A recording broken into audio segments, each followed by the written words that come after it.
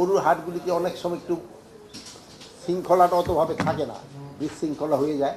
এটার জন্য আমরা কতগুলি ইনস্ট্রাকশন দিয়েছি।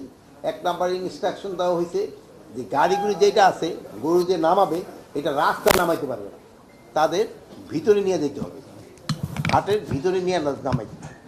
এবং যে গাড়িতে বা নৌকায় যে ট্রাক বা নৌকায় যেইগুলি আসতেছে গরু, আগেই তারা ওই ব্যানার দিয়ে দিতে হবে তারা কোন হাটে গিয়ে এটা নামাবে।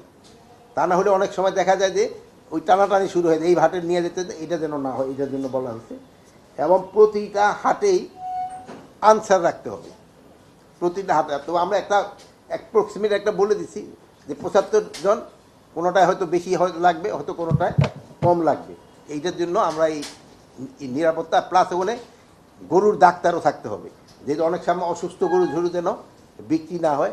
প্লাস অনেক সময় আছে যে গরুর আঘাতেও কিন্তু অনেক সময় লোকজন আহত হয়, এই জন্য একটু ফার্স্ট এডেরও ব্যবস্থা রাখতে হবে। আর একটা হলো ভালো খবর হলো, আমরা তাদের অনুরোধ করছি যে এখন তো 5% করে হাসিল নেয়, 100 টাকায় 5 টাকা।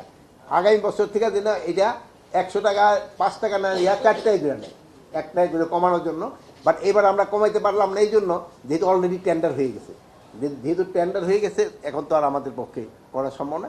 বাট আমরা এইটা সেই কী বল লোকাল গভর্নমেন্টের আমরা অনুরোধ করছি, হয়তো তারা আগামী বছর থেকে এটা কার্যকরী করবে। আর একটা হলো বাল্কহেডের ক্ষেত্রে ঈদের 5 দিন আগে থেকে বাল্কহেড চলাচল বন্ধ হয়ে যাবে, আর ঈদের পরে 3 দিন বাল্কহেড চলাচল বন্ধ থাকবে। আর আপনারা জানেন বাল্কহেড কোনো অবস্থায় রাত্রে চলবে না, কোনো সময় এটা রাত্রে চলবে না। আর কোনো বাস, তারপরে আপনার জাহাজ আছে যে বা ট্রেন, অতিরিক্ত যাত্রী কেউ নিতে পারবে না। এটা শুধু মানুষের ক্ষেত্রে যেমন, তারপরে যে গবাদি পশু আনার সময় কোনো ট্রাক বা এই যে নৌকাগুলিতে আসে এগুলি যেন অতিরিক্ত পশু যেন না আনে, এই জন্য তাদের ইনস্ট্রাকশন দেওয়া হয়ে গেছে। এবং এটার ক্ষেত্রে আইন শৃঙ্খলা বাহিনী যারা এটা করবে, আইন ভঙ্গ করবে, তাদের এগেইনস্টে অ্যাকশন নেবে। আরেকটা জিনিস হচ্ছে গার্মেন্টসের ক্ষেত্রে তাদের সব গার্মেন্টস এলাম বোনাসটা মে মাসের ভিতরে দিয়ে দিতে হবে।